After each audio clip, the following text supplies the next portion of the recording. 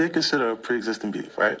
For 20 years, right? It's me being uncomfortable with him suggesting that he takes me shopping, or I looked at it like it was like a tester. Like, maybe you'll come play with me type of thing, right? And it's not personal. If Sean Combs watches this, what do you think he's going to feel? Like, wow, this is amazing. I think he's going to say this is the best documentary I've seen in a long time. And let's take a look. It's the middle of September and there's still no one died. No. Then you have to have a spokesman. You have to have some sort of comms to constantly be pushing that, Mark. Because you may just be a person that you just may watch CNN. So you at the wrong place looking to see what the people with the possible jurors are thinking. It could be somebody that has dealt in the dirtiest of dirty business of media and propaganda. 50, how'd you get it, and what does that scene show? Well, I mean, you're a journalist, Harvey. Harvey, you would not disclose your sources. We usually don't. Yeah, but I got it. Yeah. What he said. And what do you think it conveys? Because we see someone trying to pull the strings and talking about, he would say affecting, others would say manipulating the public views of the allegations. I think that, one big theme of the series is to go behind the scenes to really understand how brilliant you could say Sean Combs is at marketing, at owning his narrative, controlling the narrative at all times. And so why would that stop, when his life is on the line?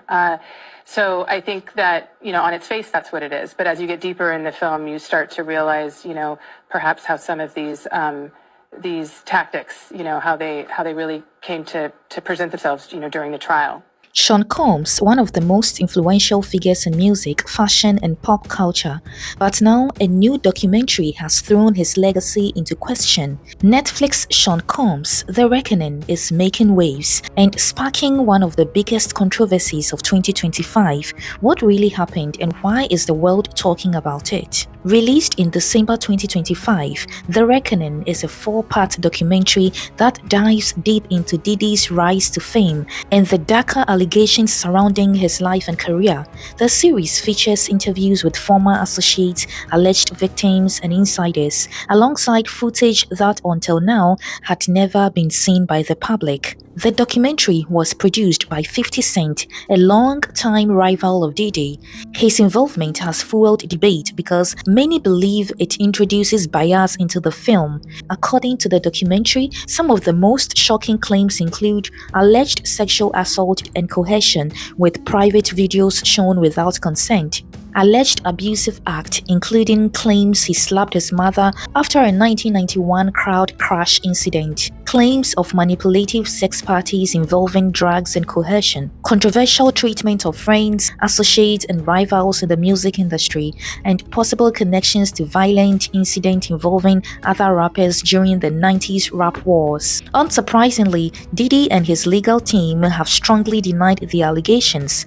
They described the documentary as a shameful hit piece, claiming that Netflix used private footage without permission. Social media exploded after the documentary dropped, and here is what people are saying. Let me tell you, when I say 50 Cent knew what he was doing with this documentary, I mean the man knew what he was doing. It's not surprising that he would want to put this documentary together, considering the fact that they have their own issues, and this is the same guy who helped bring the show Power to life, which was absolutely incredible. If you are someone who grew up to Diddy and you've heard all the rumors, then nothing really in this documentary will be that surprising. Except maybe the part where Diddy is on camera 6 days before his arrest, talking to his attorneys, talking to God knows who, filming everything, and he had no idea this footage would ever get into the hands of 50 Cent into a documentary for all of us to see. And this is exactly how episode 1 started off, and my jaw was honestly on the ground. This camp, of course, is saying it was stolen, it was a shameful hit piece, but filmmakers are saying they got a hold of it after he was arrested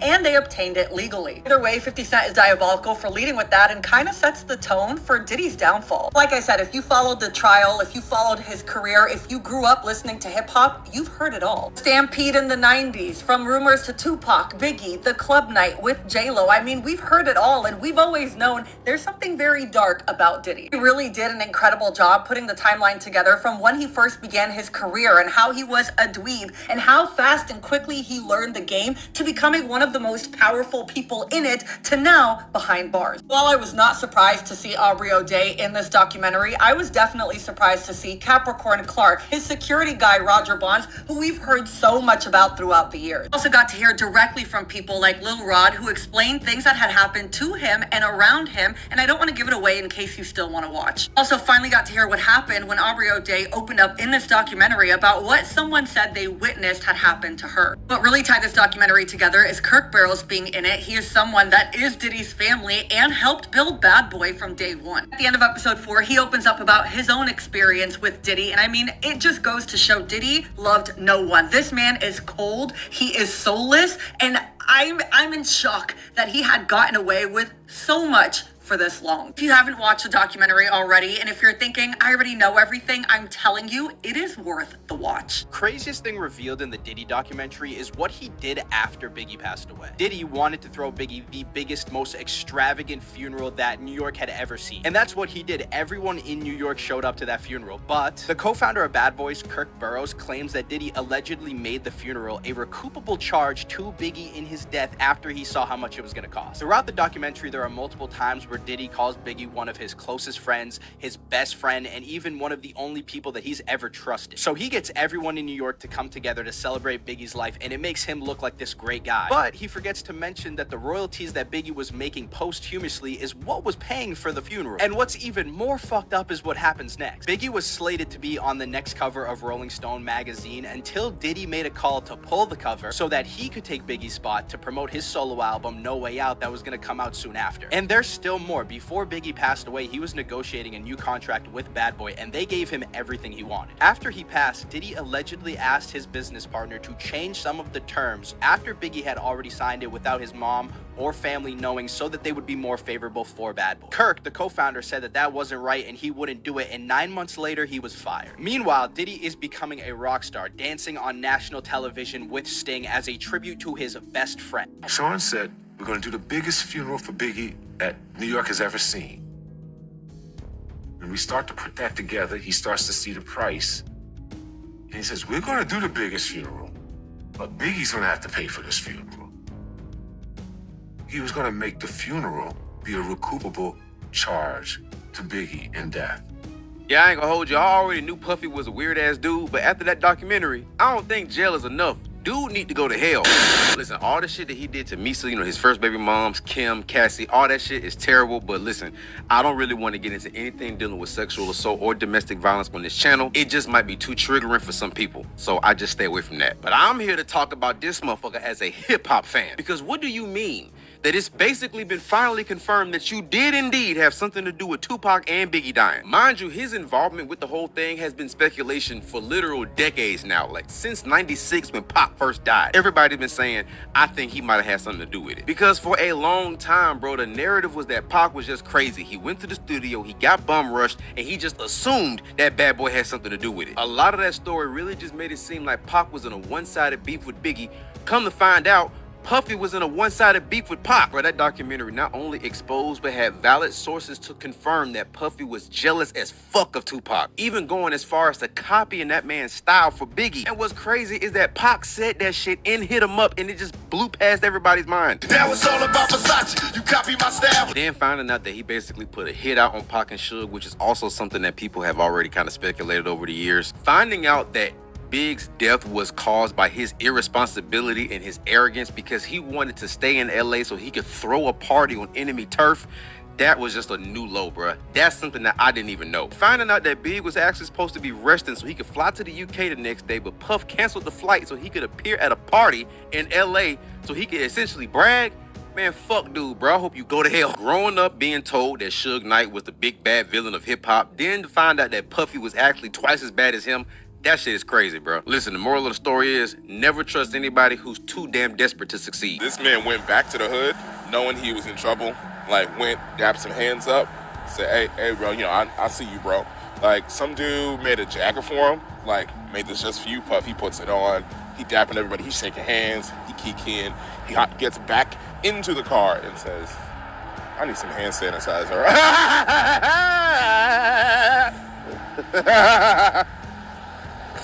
I need a cleansing, like some boiling. That shit boiling hot. God damn it. I might catch the pour from these niggas. This man ain't shit. Like how the Diddy documentary took us from the very beginning up until now. Because, like, yeah, to remind people and also to teach the younger generation, like, how important Diddy was to the golden era of hip-hop, to, like, the 90s. Like Diddy was hip-hop. And he wasn't, it showed me that, he wasn't always this, this crazy, drunken, drugged out motherfucker. Like, I did not know that Diddy did not drink. I didn't know that he was sober at the beginning. But yeah, this one key moment, I guess spoilers for the documentary, he got hurt and he ended up having to take prescription drugs, and that's what kind of got him on his path. But still a fucking abuser. Not excusing any of that. And the way that so his victims from early on in his career came forward, and was like, oh, okay, so like this Cassie story is out. Like, I can, I feel vindicated. I'm very sad that this happened, but I feel vindicated because like this motherfucker like did me so goddamn dirty, fucking abused me, hurt me, and then lied to everybody and said that he didn't do the shit. So, it is important to humanize these people. They not just like women on Diddy's rosters. Like these people's lives were greatly affected by this man's like greed and narcissism and just downright sliminess. Yeah, like from the women he abused to the people he didn't fucking pay. So yeah, to the fucking alleged beefs he started. So it's a good watch. I mean, I watched half of it, I watched most of it half asleep, but it's a solid documentary. But where's that G-Unit documentary, Biff? What? I did a full play-by-play run-through of episode 1 of this Diddy documentary, okay? Sean Combs, The Reckoning. As soon as I got to episode 2, I had to put my computer down and close it. I couldn't take any more notes. I was flabbergasted. I was disgusted. As somebody born and raised in Brooklyn, this particular situation made me nauseous. What do you mean? What do you mean he paid for his own funeral? What do you mean Biggie played? I can't even speak English. And then don't get me started on these two, specifically this one down here. I was so interested to see what they were going to do with the jurors' point of view and what they were going to try to show the audience by interviewing the jurors. Because in the first episode, we see a glimpse of this woman, but we don't hear from her for real until episode 4. You are a fan. First of all, that's embarrassing. Oh yeah, the head nod thing. I mean, he always did that, even when I watched him on MTV back in the day. Ma'am, this is not about meeting your fave celebrity. This is about justice. Are you not embarrassed? And the Tupac thing, I mean, we have all heard rumors about that. But that clip, and the fact that the man who's speaking in the clip is on trial next year, we're gonna see how that goes. I finished watching Diddy's documentary, The Reckoning, yesterday, but there's some things that I still can't get off of my mind. As a millennial, some of the things that were covered were not that shocking to me because I've heard the rumors before. There's always been theories that Diddy was behind Tupac's death, that he was behind Biggie's death. We heard about the freak-offs. So on the surface, a lot of it wasn't a shock to me, but the details in evidence, especially from the people that were in close proximity to Diddy, had me thinking, wow, we had no idea. And there are some details that have shocked me to my core. There's quite a few for me to choose from, but one of the ones that I can't get out of my mind is when the sex worker was talking about the 9th of March. He said he couldn't understand why on the 9th of March every single year, like clockwork, Diddy would fly him out to have sex with him and Cassie. Do you know what the 9th of March marks? The anniversary of Biggie's death. So you mean to tell me, on top of allegedly being the cause of Biggie's death, on top of making it look like you were gonna fund and plan his funeral, but really you were charging it to Biggie, switching out the terms of his contract to favor Bad Boy Entertainment, then taking his magazine cover opportunities because you wanted to be him so bad wasn't enough. That wasn't enough for Diddy. On top of all of that, he was doing annual freak-offs on the same day as the anniversary of his so-called best friend's death. Do you know how twisted you have to be? This man was going for women of the men that he was obsessed with. His baby mums and ex-girlfriends all had history with men that he wanted to be, that he wanted to emulate. Another part that shocked me was when Keith D admitted that after shooting Tupac, when the ambulance and police arrived, they were standing right there laughing. At the scene of the crime, they were standing there smoking and drinking and laughing, and the police and the ambulance were none the wiser that it was them. That it was them that had shot Tupac. How sinister. And then Diddy phoned them and was like, yo, was that us? Yo, was that us? Because he ordered the hit. I've always felt that Diddy had a dark nature, but after seeing this documentary, his darkness has no bounds. It has no bounds. The man is not okay. Like, I can't get over it, guys. I can't. So far, my biggest takeaway from this Diddy documentary is the most dangerous person you will ever meet is an insecure man. Because every single action that Diddy did that hurt somebody stemmed from his insecurity. And it is his childhood insecurity that stayed with him his whole life. And with him not dealing with that, it bred greed and jealousy within himself. He was envious of all the other people around him that he felt like he was better than, and he felt like he deserved their spot. And when he eventually did earn his place in the world, and people saw him for what he was as far as like having his talent, he still was envious and greedy. And it's so crazy because like when you're dealing with an insecure man that has as much greed and pride as Diddy does, nothing is ever enough for him. Diddy could have easily championed himself off of being the producer that's super forward thinking. Even though he's not musically talented, he can curate a vibe and he has a great ear for music. Diddy has one of the best ears for music. You know what I'm saying? As far as like in, not even just hip hop, but like music in general. Diddy is extremely talented in his own way, but since he's not talented in the way that he thinks is normal and other people think is like normal, he doesn't feel like it's enough. He has to take from other people. He has to take other people's spots. And that's why you see him constantly trying to steal side pieces from dudes, constantly trying to force himself onto like his artist platforms and trying to make himself the centerpiece. And this is exactly what happens whenever you live under patriarchy and you're forced into a certain role that you can't uphold. I talk about this shit all the time, bro. And the part that really drove that point home for me was whenever they were talking about how Diddy was pretty much a soft kid. You know what I'm saying? He was getting his ass kicked all the time. And his mom was beating the hell out of him.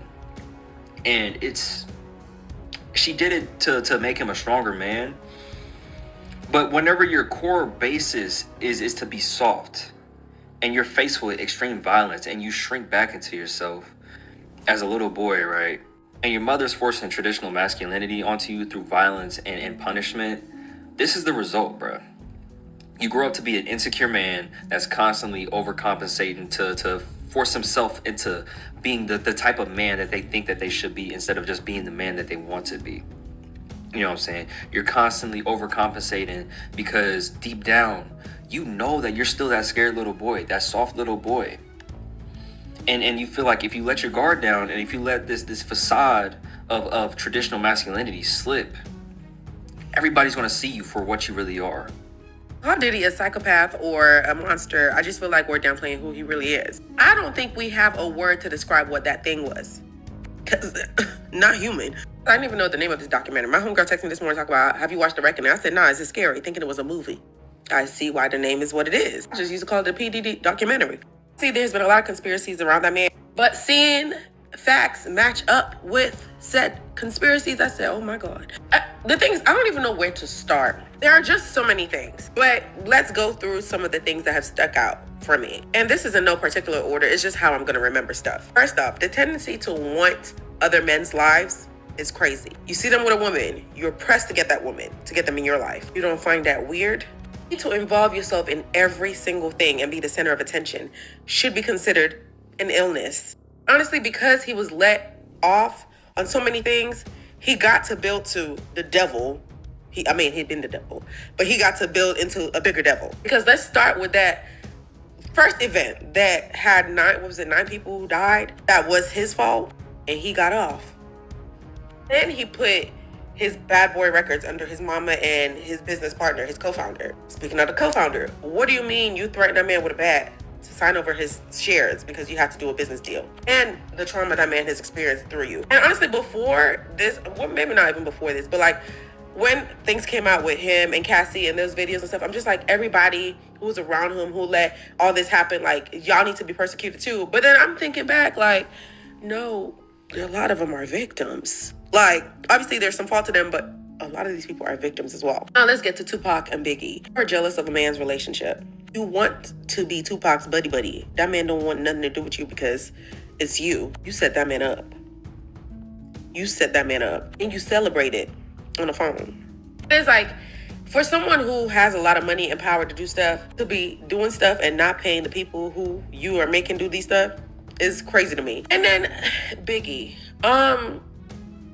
Biggie had a Rolling Stone thing. You pulled that because you wanted to release your project. Forced him to be where he wasn't supposed to be. That man is murdered. You throw the biggest funeral and you're gonna make him pay for said funeral? And then you want to redo his contract so y'all get more than you were originally supposed to get before his death? You're a sicko.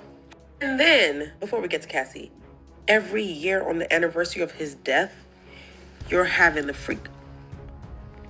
I don't, like, what I'm thinking of how bad of a word I could use to describe someone, there's not a word made for Diddy. And just to put a quick pause, the fact that people now are seeing this whole Tupac and Biggie situation, and now some people are like, oh my God, now he really needs to rot in jail. Like, I can't believe that. This was your breaking point.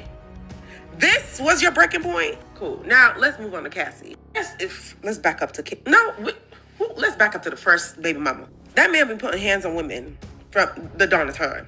Baby mama was linked to somebody else. Then we have Kim Porter, who was linked to what's his name, Albie. Don't you feel weird trying to go after another? Not that women. I don't want to say like after another man's woman because he don't own the woman. But like they were attached to someone before, and that jealousy in you, once you like, you need to have that woman as well. You don't find that weird. You're dealing with Kim and also bringing like, God, he's literally destroyed so many lives. There's so many things to even think about. Even the first assistant, he took to Central Park and threatened her that I could kill you.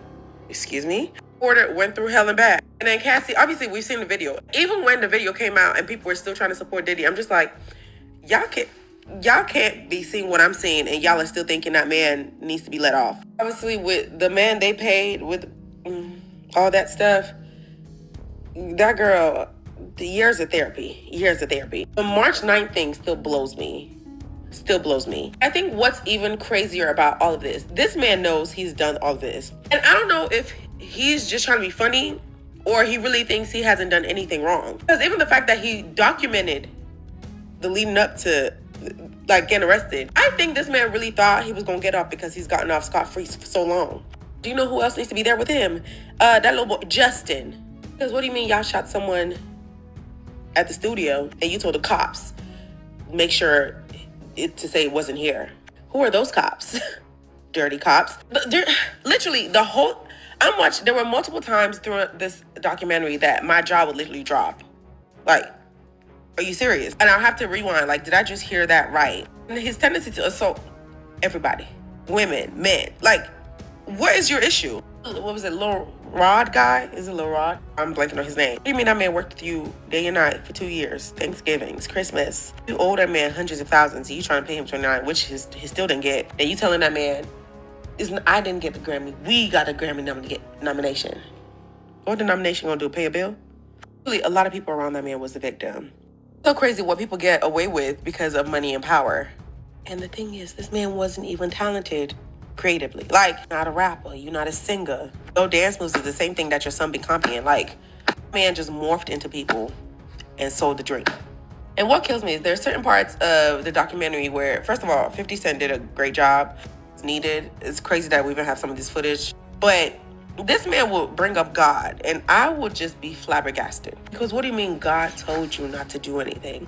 It can't be my God you're talking to, because if it was my God, you wouldn't do 99.99% of the things you did. Then even in the studio or on the boat when he's flopping with the other producer and can't sing the 3 lines he's supposed to be singing, he talking about the only person I compare myself to is the Son of God.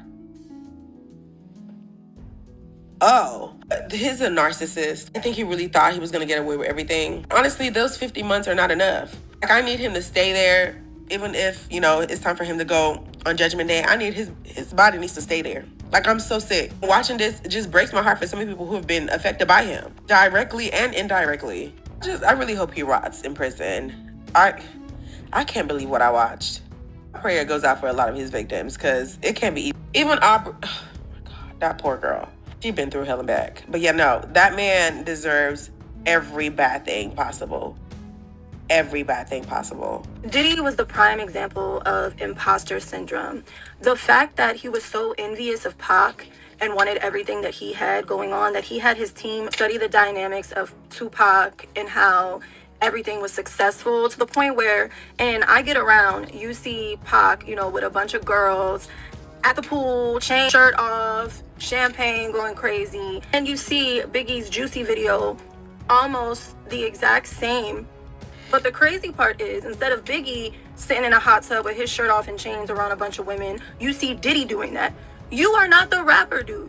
What is wrong with you? Why are you playing this role? The fact that Keefe D came out and said that he was offered billions to off Suge and Pac is totally believable when you think about the incident in the club. Reckoning documentary details an event where, you know, a security guard escorts Suge outside. He follows. A man comes up to them and proceeds to pow Suge's homeboy in front of Suge. And Suge had to grab Diddy as a shield and was like, nah, you gonna shoot, this is what nah. Right there was already screaming setup, and I fully believe Suge caught on to that, Pac caught on to that, you know, with his own studio shooting. I believe they were catching on to what was going on. Diddy needed Pac out the way out of envy. Pac was not trying to rock with him like that. Didn't want anybody outshining Biggie. He didn't want anyone outshining himself. And so after that, next thing you know, Biggie becomes the next target. At the end of the day, documentary or not, the questions raised are too big to ignore. The world isn't arguing about music anymore. They are arguing about morality, accountability, and power. And this conversation, it's only just beginning. Let me know your thoughts in the comments. Was the reckoning exposing truth or weaponizing allegations? I can't just wait to hear what you think. Thank you very much for watching. If you love this video, please do well to subscribe, like, comment, and share. Thank you, and do see you on the next one.